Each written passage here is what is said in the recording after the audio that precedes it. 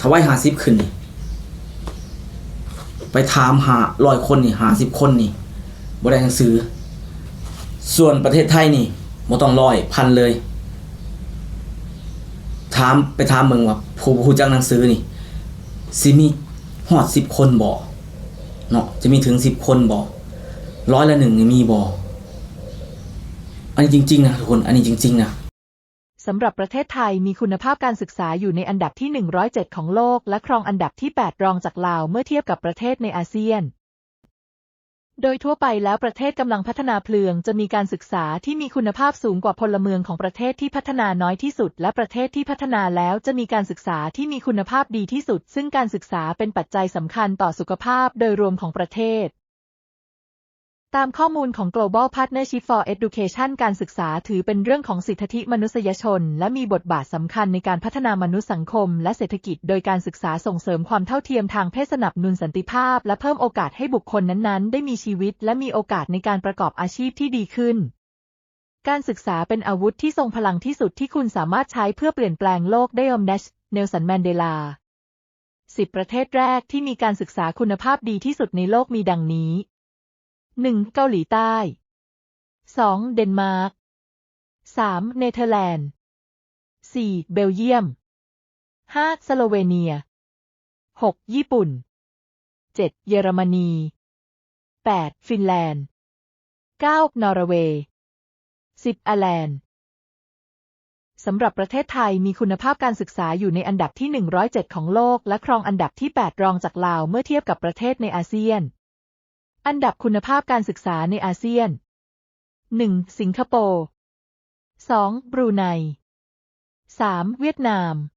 4. อินโดนีเซีย 5. ฟิลิปปินส์ 6. มาเลเซีย 7. ลาว 8. ไทย 9. เมียนมา 10. กัมพูชารายงานจัดอันกับคุณภาพการศึกษาเป็นส่วนหนึ่งของรายงาน Best Country ซึ่งจัดทำโดย US News and World Report BOE Group และวัฒนสกูลของมหาวิทยาลัยเพนซิลเวียนรายงานดังกล่าวได้สำรวจประชากรหลายพันคนจาก78ประเทศจากนั้นจัดอันดับประเทศเหล่านี้ตามข้อมูลจากแบบสำรวจส่วนการศึกษาของแบบสำรวจพิจารณาจากคะแนนคุณลักษณะ3รายการและระบุว่าระบบการศึกษาของรัฐที่พัฒนาได้ดีจะพิจารณาเกี่ยวกับระดับในการเข้าเรียนมหาวิทยาลัยและการให้การศึกษาคุณภาพสูงสุดมีการสำรวจเกี่ยวกับการเรียนการศึกษาและก็จัดอันดับในทั่วโลกเกี่ยวกับการเรียนการศึกษานะครับผมก็1 ถึง 10ก็ถือว่าอาจารย์เองก็ไม่แปลกใจเนาะถือว่าในโลกใบนี้ก็ถือว่าจัดให้กับประเทศเหล่านั้นถือว่าสุดยอดมากอยู่แล้วเนาะระบบการเรียนการศึกษา IQ ต่างๆแล้วก็มาจัดอันดับมาถึงที่ในภูมิภาคอาเซียนนะครับผมอาจารย์เองก็แปลกใจเลยแหละที่นี่สวัสดีครับผมสบายดีพ่อแม่พี่น้องสู่ครูสู่คนเด้อก็เป็นการจัดอันดับการเรียนการศึกษาทั่วโลกนะครับทุกคนก็ที่ว่าเพิ่นอาจจะจัดทุกปี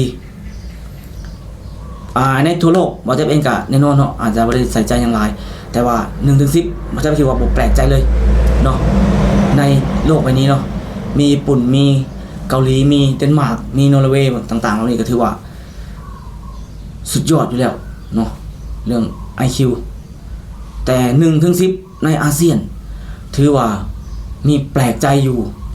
7 กับ 8เนาะทุกคนเนาะอาจจะบอกเลย7 กับ 8แปลกใจแฮงเนาะจริงๆทุกคนอาจจะคิดว่าบ่จะควรจะดีใจเนาะควรจะดีใจเพราะหยังเพราะอันดับการเรียนการศึกษาของเราเหนือกว่าไทย1อันดับเนาะลาวอยู่7ไทยอยู่8แต่บ่จะกับบ่ดีใจจริงๆทุกคนก็จะดีใจแหละถ้าเกิดว่าตัวเองเป็นผู้ชนะถ้าเกิดการแข่งขันนะแต่ถ้ามันย้อนแย้งกันเนี่ย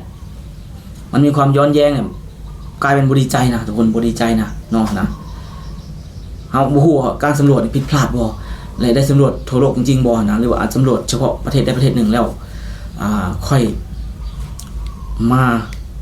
แล้วก็มาตัดสินมาอย่างเอาแบบนี้บ่อันนี้บ่จะก็บ่ได้ไปลบหลู่ในสถาบันของเพิ่นนะต้องกราบขอโทษแต่ว่าจากภาพที่เห็นเนาะจากความจริงที่เกิดขึ้นเนาะผมจะเองก็แค่แปลกใจเนาะนะ การที่บ่จะอยู่ประเทศลาวแล้วก็อยู่ประเทศไทยอย่างที่บ่จะบอกแหละบ่จะไปมาเสมอเนาะบ่ได้แบบว่ามันอยู่ยาวเหมือนคนอื่นเนาะบางครั้งกลับไปอยู่ลาวก็ 4-5 ปี 2-3 ปีนะแล้วก็ตอนมาอยู่7ปีหลังนี่อยู่นานแน่แต่ก็กลับลาวปีละ 2-3 ครั้งนะกลับบ้านเกิดนะเฮาก็เห็นได้เนาะจากนักเรียนบ่ต้องอื่นไกลเลยญาติพี่น้องบ่จะเองหมู่บ้านบ่จะเองเนาะนะและหมู่บ้านอื่นก็สัมผัสได้เช่นกันเนาะนะอย่างเช่นบางหมู่บ้านนี่เรียนม2ม3เขียนชื่อตัวเองยังผิดเขียนชื่อพ่อแม่ตัวเองยังบ่ถูกก็มีหั่นนะในบ้านบ่แจ๊บแล้วก็อีกอย่างเนาะการคำนวณคณิตศาสตร์จังซี่นะบ่แจ๊บลองแบบว่าถามเบิ่งเนาะนะเด็กน้อยแถวบ้านชัดเจนเลยเนาะเรียนม1ม2คูณเลขยังบ่ถูกเนาะนะท่องสูตรคูณยังบ่ถูกอันนั้นบ่แจ๊กก็แปลกใจเนาะนะบ่ฮู้นะอาจจะเป็นลูกคนรวยพวกอยู่ในเมืองบ่อาจจะได้รับการศึกษาที่หลายด้วยความที่ว่าประชากรลาวน้อยอาจจะค่าเฉลี่ยแบบนี้บ่หั่นนะแบบนี้บ่จังได้จัดอันดับประมาณนี้นะแต่ถ้าเกิดว่าวัดที่ว่าเป็นพื้นฐานเนาะความรู้เนาะความสามารถ IQ ต่างๆบ่จะคิดว่าเนี่ยในไทยกับเหนือบ่จะคิดว่าบ่น่าอยู่อันดับ8ถ้า4-5นี่บ่จะบ่แปลกใจนะไทยเนาะนะบ่แปลกใจนะแต่อันนี้แบบบ่ก็บ่ได้คิดว่าต้อง1นะก็สิงคโปร์เขาก็บ่ธรรมดานะจังซี่นะอันนี้แบบโอ้โหอยู่8มันก็แปลกใจนะบ่จะยอมรับเลยว่าแปลกใจแล้วก็มันแปลกใจไปกว่าอีกก็คือลาวอยู่7เนาะนะบ่จะคิดว่า90ไปพุ่นแล้วนะในความคิดที่เฮาแบบว่าสอบถามแบบน้องๆเรียนหลายคนที่บ่จะไปสัมผัสเบิ่งนะแต่ก็อย่างที่บ่จะบอกนั่นแหละเนาะอาจจะเป็นค่าเฉลี่ยที่ว่าคนในเมืองเขาเจ้าอาจจะมีโอกาสเข้าถึงการศึกษาหลายกว่าเนาะแล้วก็อาจจะตั้งใจเรียนหลายกว่าบ่หั่นนะหรือว่าลูกคนรวยเพิ่นอาจจะมีการส่งไปเรียนต่างประเทศเข้าไปหาลัยต่างประเทศแบบนี้บ่ได้เก็บสถิติได้เป็นค่าเฉลี่ยไปแต่ว่าแบบพื้นฐานตัวไปนี่บ่จะบอกเลยว่าโอ้โหถือว่าเป็นการได้คะแนนที่สูงเกินคาดเนาะนะผิดปกติไปเลยแหละประมาณว่าแต่ก็ดีนะทุกคนแต่บ่จะบ่อยากให้ชะล่าใจเนาะขนาดคิดว่าตัวเองดีอุ้ยสิมาด่าบ่จะอีกว่าดีบ่ดีบ่นั่นนี่บ่แม่นนะทุกคนก็ถ้าดีก็คือดีถ้ามันดีก็ขอให้ดีเนาะขอให้ทุกคนตั้งใจเรียนตั้งใจศึกษาจริงๆเนาะนะอย่าให้ตัวเลขมาตัวนะพิสูจน์ด้วยความจริงไปเลยไทยได้นะอันนี้บ่จะดีใจนะพิสูจน์ด้วยความจริงเห็นได้ชัดเจนเนาะนะแบบนี้บ่แม่นว่าเฮามันนั่งกอดอันดับ8แล้วดีอกดีใจเนาะแต่ความเป็นจริงแล้วเฮาอาจจะอยู่บวยก็ได้แบบนี้โอ้โหนั่นแหละสิ่งที่บ่จะวิตกกังวลเลยแหละเนาะนะพอสุดท้ายแล้วแน่นอนการศึกษาเป็นสิ่งสำคัญอยู่การเรียนเป็นสิ่งสำคัญอย่างที่ในคลิปเพิ่นบอกเนาะนะเปรียบเสมือนอาวุธที่แหลมคมเลยเนาะสามารถใช้เฮ็ดหยังก็ได้การเรียนการศึกษาความรู้นี่มันสามารถที่จะสร้างทุกสิ่งทุกอย่างบนโลกใบนี้เนาะนะถ้าปราศจากความรู้ก็แน่นอนมันบ่จับนี่แหละเนาะเป็นได้กับแค่กรรมกรแค่แรงงานคนหนึ่งเนาะนะทุกคนก็บ่ได้ว่าดูถูกตัวเองเนาะแน่นอนคนที่มีการเรียนการศึกษาที่ดีกว่าย่อมมีโอกาสมากกว่าย่อมหาโอกาสได้ดีกว่าเนาะอันนี้คือความจริงคือเรื่องจริงเพราะฉะนั้นบ่จับเองก็ดีใจถ้าตัวเลขนั่นน่ะเป็นความจริงเนาะเป็นผลลัพธ์จริงๆที่เกิดขึ้นในประเทศชาติบ้านเมืองของเฮานะแต่ถ้าเกิดว่ามันต้องขามขึ้นมานี่แหละมันจะเป็นการแห่งสร้างความเขาเอิ้นหยังโอ้ยเฮาเรียนเก่งอยู่แล้วเฮาอีหยังอยู่แล้วสินะเฮาดีอยู่แล้วแล้วก็สิมานั่งขี้โม้แต่บ่ได้ใส่ใจการเรียนการศึกษาหรือว่าเอาใจใส่หยังเลยยิ่งจะกลายเป็นความตกต่ำในวันข้างหน้าแน่นอนเนาะนะแต่ถ้าหากเฮาเฮ็ดไว้แล้วอุ้ยมีกำลังใจ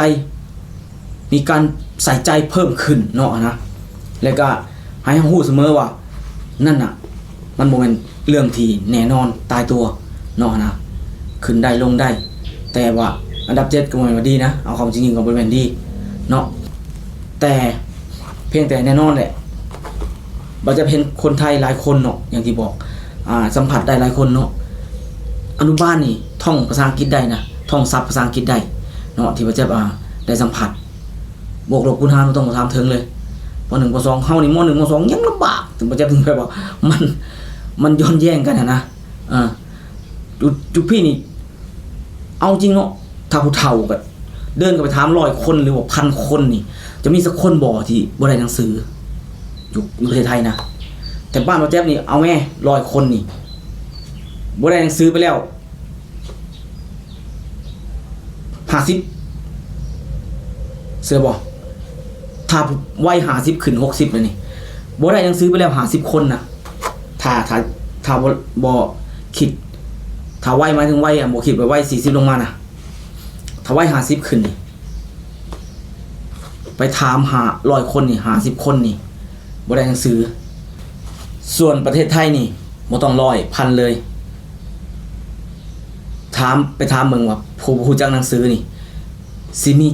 ฮอด10 คนบ่เนาะจะมีถึง10 คนบ่100 ละ 1นี่มีบ่อันนี้จริงๆนะทุกคนอันนี้จริงๆนะเพราะฉะนั้นเห็นว่าจะแปลกใจเนาะแปลกใจแต่อันนี้บ่จะเองก็บ่ฮู้ด้วยแหละว่าเพิ่นวัดค่าหรือเฉลี่ยจากจุดใดนะเพิ่นวัดค่าหรือเฉลี่ยจากจุดใดในการเอามาเป็น